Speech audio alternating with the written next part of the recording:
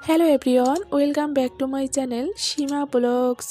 বন্ধুরা, আজকে আমি খুব সহজভাবে তৈরি করে দেখাবো ঘরে থাকা উপকরণ দিয়ে সমোসার একটি রেসিপি। আশা করি এই সমোসা রেসিপিটি সবার খুব ভালো লাগবে।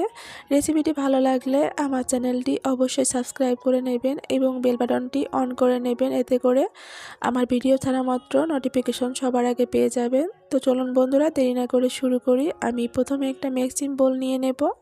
মেজারমেন্ট কাপে 1.5 কাপের মতো ময়দা নিয়ে নেব, লবণ নিয়ে নেব পরিমাণ মতো, কালো জিরে দিয়ে দেব 1 চামচের মতো, সাদা তেল।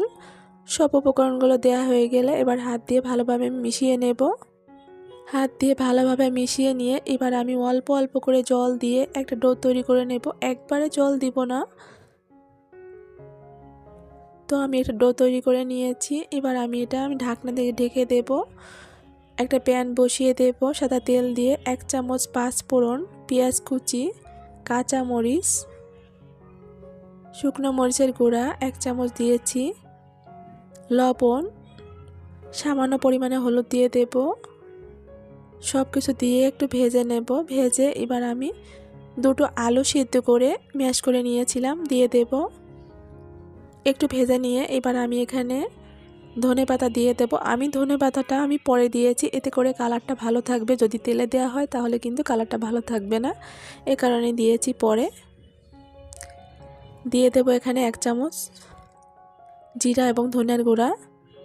তো আমার কিন্তু ভাজা হয়ে গিয়েছে, দেখুন আলুর পুরটা রেডি করা হয়ে গিয়েছে। আমি নামিয়ে নিয়েছি, নামিয়ে রেডি করে সাইড করে রেখে দিয়েছি। এবার সেই যে ডোরটা আমি তৈরি করেছিলাম, ডোরটা আমি হাত দিয়ে গোল করে একটা রুটি করে নেব। দেখুন বন্ধুরা, একটা রুটি করে এবার আমি পিজা কাটার দিয়ে সাইড দিয়ে কেটে নেব। সাইড দিয়ে কেটে এরকম লম্বা লম্বা করে কাটবো, যাতে করে সবগুলো সমান হয়। তো ছোট ছোট করে পিস করে নেব, একদম ছোট করব না, মোটামুটি করেছি আর কি। সবগুলো একরকম পিস হবে, এদিকে খেয়াল রাখবেন। তো একটু খেয়াল করুন আমি কিভাবে নিচ্ছি। আমি একটা নিয়ে এরকম কোনাগুলো মাঝে দিয়ে দিতে হবে, দিয়ে আমি উল্টিয়ে দেব। এবার আমি যে পুরটা করেছিলাম আলুর পুরটা দিয়ে আমি ছিল করে দেব। দেখুন যে কোনাগুলো একটু খেয়াল করেন আমি কিভাবে করছি, একদম সহজ বন্ধুরা। আর হ্যাঁ বন্ধুরা, একটা জিনিস না বললেই নয়, আমি ভিডিওটা করেছি আসলে তখন কারেন্ট ছিল না, ফোনের আলোতে করেছি, রাত্রে করেছি যেহেতু। তো কালারটা অনেক খারাপ লাগছে, কষ্ট করে দেখে নেবেন বন্ধুরা। তো যাই হোক, আমি দেখুন পুরটা দিয়ে সিল করে এবার ওই পাশে যে ইয়াটা ছিল ওইটা আমি ঘুরিয়ে এরকম করে আমি একটু ডিজাইন করে নেব, ফুলের পাপড়ির মতো দেখতে কিন্তু সুন্দর লাগছে।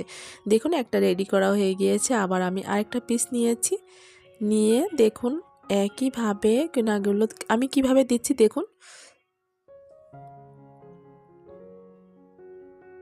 কোনাগুলো আমি মাঝে দিয়ে উল্টিয়ে দেব, উল্টিয়ে এবার আমি পুরটা দিয়ে দেব। আলুর পুরটা দিয়ে আমি কিন্তু এক এক পাশ থেকে এরকম করে ছিল করে দেব। আমি কিভাবে ছিল করছি একটু খেয়াল করবেন।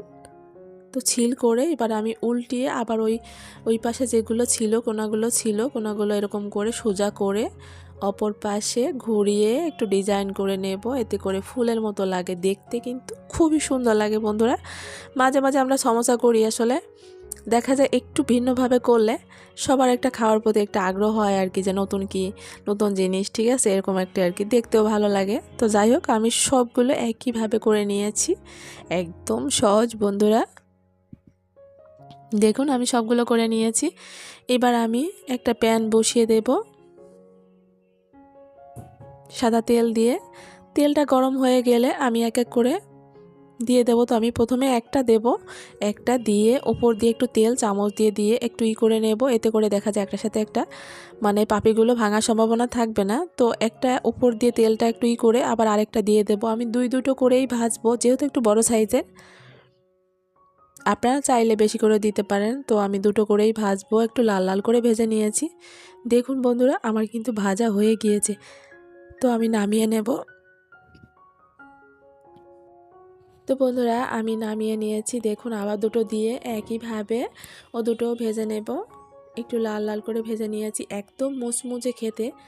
তো দেখুন আমি সবগুলো ভেজে নিয়েছি, এবার নামিয়ে নেব।